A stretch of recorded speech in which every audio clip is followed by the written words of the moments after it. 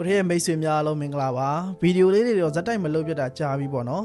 အားလုံးသိကြတဲ့အတိုင်းပဲကျွန်တော်မြန်မာနိုင်ငံမှာငလင်ပေးတင်သွားတယ်ပေါ့နော်ဒေသတွေမှာရှိတဲ့မိတ်ဆွေများအတွက်လည်းစိတ်မကောင်းဖြစ်တာတကြောင်ပေါ့နော်ဒါကြောင့်မလို့ဗီဒီယိုလေးတွေဇက်တိုက်မလုပ်ဖြစ်တာပေါ့နော်တချို့တွေကတော့ဗီဒီယိုလေးတွေမတွေ့ရလို့ပြောကြတယ်ပေါ့နော် motivation လေးတွေပြန်ပြီးတော့ရဖို့အတွက်ပေါ့နော်အခုဗီဒီယိုလေးပြန်ပြီးတော့ဖန်တီးလိုက်တာဖြစ်ပါတယ်ဒီခါလေးမှာကျတော့ကျွန်တော်တို့ရဲ့စိတ်ခံစားချက်အရာပေါ့နော်ကျွန်တော်တို့ကတခုခုထိခိုက်ဆုံးရှုံးမှုတွေရှိသွားပြီခုလိုမျိုးပေါ့နော်အဆင်မပြေမှုတွေနဲ့ကြုံတွေ့ရပြီဆိုလို့ရှိရင်စိတ်တွေညစ်သွားကြတယ်လုံးဝကိုဆက်ပြီးတော့မှအလုပ်တွေမလုပ်ချင်ကြတော့ဘူးပေါ့နော်အဲ့လိုမျိုးတွေကြုံတွေ့ရမှာဖြစ်ပါတယ်ကျွန်တော်ပြန်ပြီးတော့မှစဉ်းစားသင့်တာကဘာလဲဆိုတော့အခက်အခဲတွေတွေ့ပြီးအဆင်မပြေမှုတွေတွေ့ပြီးဆိုလို့ရှိရင်ကျွန်တော်တို့ကအလုပ်တွေကိုပို့ပြီးတော့မှတိုးပြီးတော့မှလှုပ်သွားမှာဖြစ်ပါတယ်ဥပမာတွေနဲ့ပြောရလို့ရှိရင်ကျွန်တော်တို့ကိုယ်မှာအခက်အခဲတစ်ခုဖြစ်နေပြီဆိုရင်အဲ့ဒီထက်ကိုကျွန်တော်တို့အစာပေါင်းများစွာပို့ပြီးတော့မှ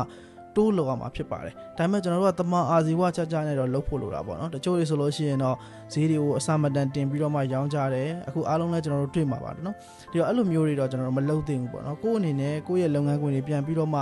လှုပ်ပါလှုပ်ရှားရှိတာတွေကိုပြန်ပြီးတော့မှအရင်ထက်ပေါ့နော်ပို့ပြီးတော့မှအဆင်ပြေလာအောင်ကျွန်တော်တို့ကလှုပ်ဆောင်သွားဖို့အရေးကြီးပါတယ်ဒီတော့တချို့တွေကတော့ကျွန်တော်ဗလိမ့်မှာပဲဒီအချိန်မှာအလုပ်တွေပြန်ပြီးတော့မှလှုပ်ကြတယ်ပေါ့နော်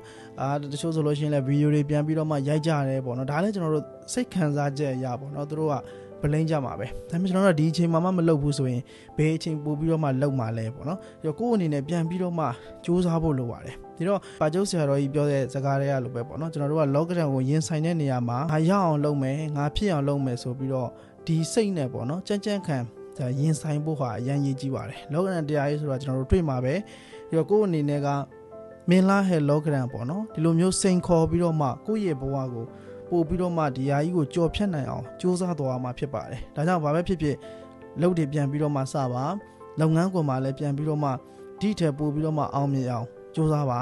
ဒီတော့စိတ်တက်ကြတာတော့ဟုတ်တယ်ဒါပေမဲ့အလုံးမလုံးလို့လည်းမရဘူးပေါ့နော်ကိုယ့်အနေနဲ့ပြန်ပြီးတော့မှလုပ်ဖို့လိုပါတယ်ဘဝမှာကျွန်တော်တို့စူးစမ်းနေသည်ပဲအခွင့်အရေးတွေဆိုတာရှိနေမှာပဲနောက်ပြီးတော့အသက်ရှင်နေသည်ပဲစူးစမ်းပိုင်ခွင့်တွေကျွန်တော်ရှိနေဦးမှာဖြစ်ပါတယ်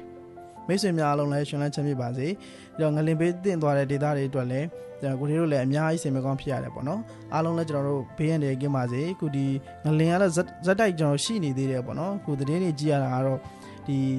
3ရက်အတွင်းမှာကျွန်တော်ဂယူးဆိုင်ကြဖို့တော့ထပ်ပြီးတော့မှသတိတွေပေးနေကြရတယ်ပေါ့နော်ဒီအားလုံးလည်းကျွန်တော်တို့ဘေးရန်တွေကင်းပါစေလို့ဆုတောင်းပေးပါတယ်နောက်ထပ်ဗီဒီယိုတွေမှာပြန်ပြီးတော့မှတွေ့ပါမယ်အကယ်၍ကိုဘဝနဲ့သက်ဆိုင်တဲ့အကြောင်းအရာလေးတွေသိချင်နေဆိုရင်ကိုတွေရဲ့ဒီဗီဒီယိုရဲ့ comment မှာရေးခဲ့ပေးလို့ရပါတယ်